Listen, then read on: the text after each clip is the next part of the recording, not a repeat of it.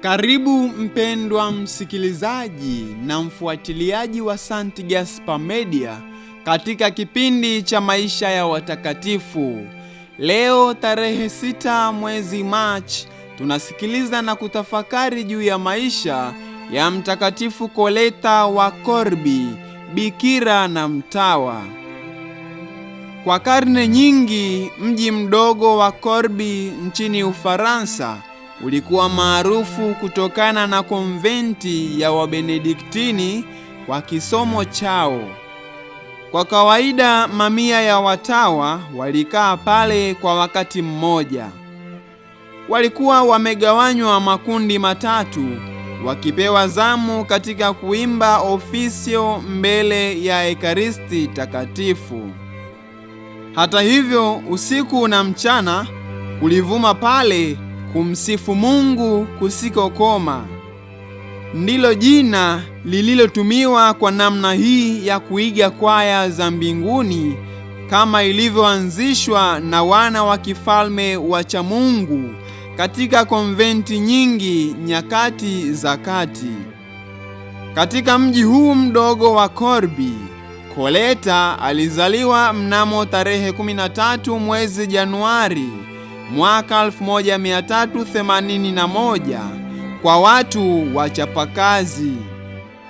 Alikuwa mtoto wa neema, jibu la sala za daima za mama yake aliyekuwa na umri wa miaka 60 bila mtoto hadi wakati ule.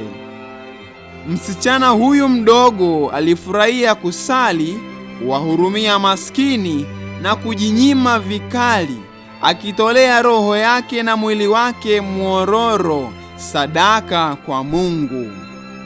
Mpaka mwaka wake wa 14 hakuongezeka kimo, jambo lisilo kawaida. Hii ilikuwa sikitiko kubwa kwa baba yake. Koleta alimwomba Mungu amfariji baba yake kwa jambo hilo, na halafu alianza kukua kwa haraka sana kwa kimo cha kawaida. Kwa upande mwingine, alimwomba Mungu kumwondolea urembo wa ajabu aliokuwa nao, ambao aliamini ungeweza kuwa jambo la hatari sana kwake binafsi na kwa wengine. Ombi hilo pia alikubaliwa, na Koleta akapata umbo lisilopendeza ambalo lilimletea heshima kubwa. Baada ya kifo cha wazazi, Koleta akiwa na umri wa miaka 22 alipata ruhusa ya viongozi wa kanisa kujifungia ndani ya nyumba ndogo iliyopakana na kanisa. Kutoka dirisha dogo aliweza kuona Ekaristi Takatifu. Pale alitazamia kumaliza muda wa maisha yake kama mtawa mkaa pweke. Alikuwa amekumbatia kanuni ya shirika la tatu la Mtakatifu Francisco. Ndivyo alivyojitahidi kuishi ufukara kamili, kujinyima vikali, bidii katika sala, ili kila siku kufanana zaidi na zaidi na Baba wa kiserafi.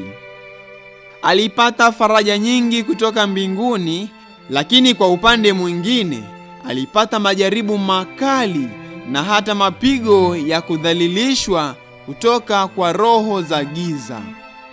Mwenyezi Mungu alikuwa amempangia Koleta kitu cha pekee.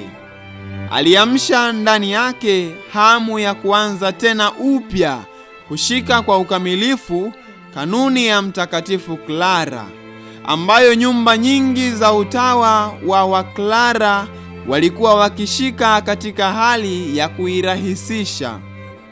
Bikira huyu mnyenyekevu alifikiri tena, ambapo alijaribu kujisadikisha kuwa yalikuwa madanganyo ya roho zenye kiburi za giza. Lakini mawazo haya yalimrudia tena na tena, na alipoendelea kuyapinga akawa bubu na baadaye kipofu.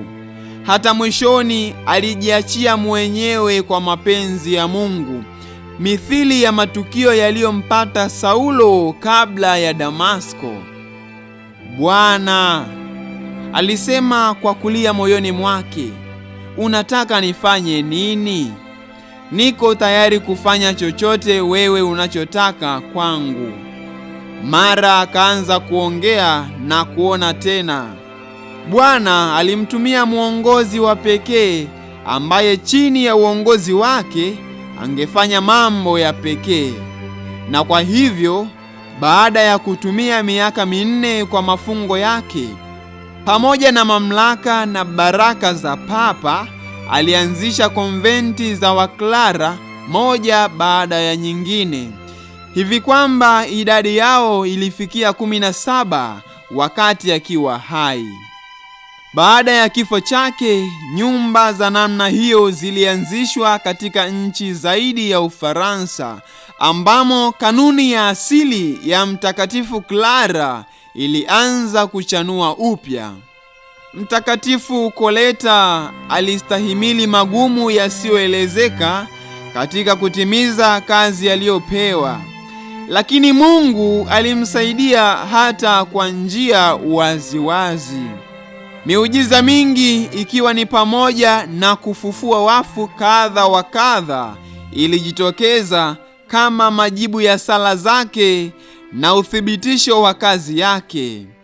Hivyo mwasisi huyu mkubwa mnyenyekevu, akichukulia kila kitu kama kazi ya Mungu, ambaye mara kwa mara huchagua watu wa hali ya chini kama vyombo vyake. Kwa msingi huu na unyenyekevu, alijitahidi kukuza katika konventi zake roho ya sala na unyofu wa moyo. Aliweka thamani kubwa katika kusali ofisio kwa pamoja, bila shaka akikumbuka mazoea yaliyokuwa katika mji wake wa asili. Alijawa ari ya kuokoa roho, na siku moja katika maono aliona roho zikianguka jehanamu haraka kuliko vipande vidogo vya theluji katika dhoruba ya kipupwe, au kama mvua ya mawe wakati wa masika.